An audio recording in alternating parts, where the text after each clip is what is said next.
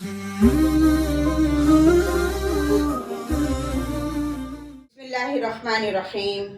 Assalamu alaikum wa rahmatullahi wa barakatuh. I am Malima Nurulain bint Muhammad Ibrahim. Welcome back to my channel. जैसा कि आपके knowledge में है कि हमने गुज़िश्ता रोज़ हमारे पढ़ने का मौजू था नुक्ते, और आज इंशाअल्लाह ताला हम पढ़ेंगे मखारिज के एतबार से हरूफ की तरतीब। तो आइए शुरू करते हैं। अऊज़ु बिल्लाहि मिनश शैतानिर रजीम। बिस्मिल्लाहिर रहमानिर रहीम।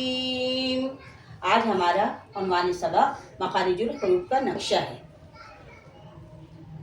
मखारिज मखरज की जमा है, यानी हर्फ के निकलने की जगह, और मुजविदीन की इस्तिलाह में हलक और मुंह के जिस हिस्से से कोई हर्फ निकलता है वो मखरज कहलाता है। मखरज के दो अक़साम हैं और मखारिज हरूफ के 5 मवाक़े हैं। हलक, ज़बान, होंठ, खैशूम और जौफ़े दहन।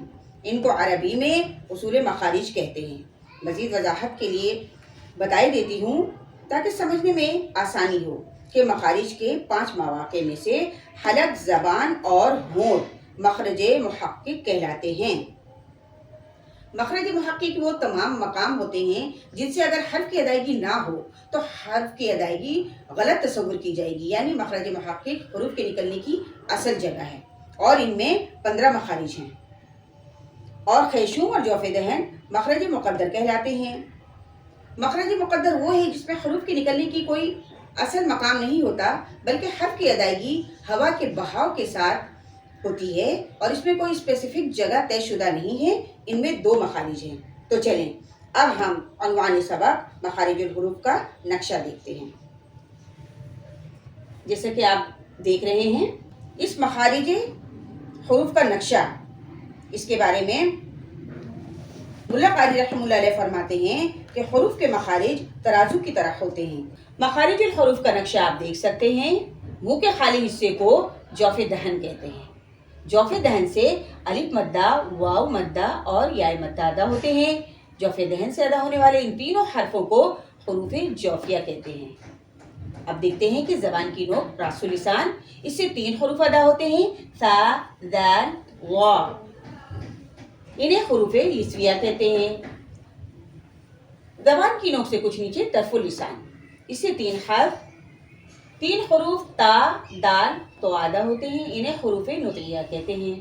तर्फुल लिसान से 3 हर्फ ज़ा, सीन, सौद अदा होते हैं। इन हरूफ को हरूफ सफ़ीरिया कहते हैं। इसी तरह से तर्फुल लिसान से लाम, नून और रॉ अदा होते हैं। इन हरूफ को हरूफ तरफिया कहते हैं। आप देख सकते हैं कि ज़बान की नोक से कुछ नीचे तर्फुल लिसान से अदा होने वाले हरूफ नुतिया, हरूफ सफ़ीरिया और हरूफ तरफिया है, लेकिन इनकी अदायगी अलग अलग तरीके से होती है। इसी तरह से ज़बान के बीच शजरुल लिसान, यहाँ से 3 हर्फ जीम, शीन, या, इन तीनों हरफों को हरूफ शजरिया कहते हैं।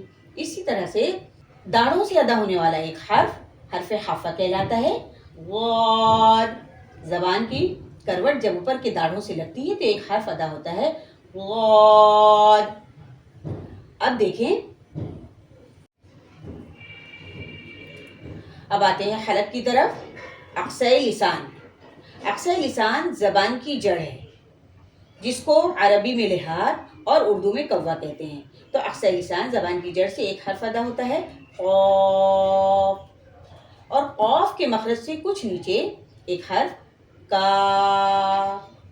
इन दोनों हरूफ को हरूफ लिहादिया कहते हैं। इसी तरह हलक से अदा होने वाले हरफों को देखें, इसमें 3 मखरज हैं, अदना हलक, वस्ता हलक और अक्सै हलक। अदना हलक यानी ज़बान हलक का शुरू हिस्सा, जिससे 2 हर्फ गैन, खा अदा होते हैं, और वस्ता हलक यानी हलक का दरमियानी हिस्सा, इससे 2 हर्फ आइन, हा अदा होते हैं, और अक्सै हलक यानी हलक का आखिर हिस्सा, इससे 2 हर्फ हमज़ा, हा अदा होते हैं। حلق سے ادا ہونے والے ان 6 حرفوں کو حروف حلقی کہتے ہیں۔ آپ نے دیکھا جوف دہن، زبان اور حلق کے کتنے مخارج ہیں اور ان سے کون کون سے حرف ادا ہوتے ہیں۔ آئیے چلیے ہونٹوں کی طرف آتے ہیں۔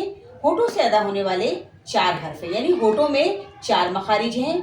اوپر کے 2 دانت جب نیچے ہونٹوں سے لگے تو ایک حرف فا ادا ہوتا ہے، اور ہونٹوں کے خشکی والے حصے سے ایک حرف با ادا تری والے حصے سے ایک حرف با ادا ہوتا ہے۔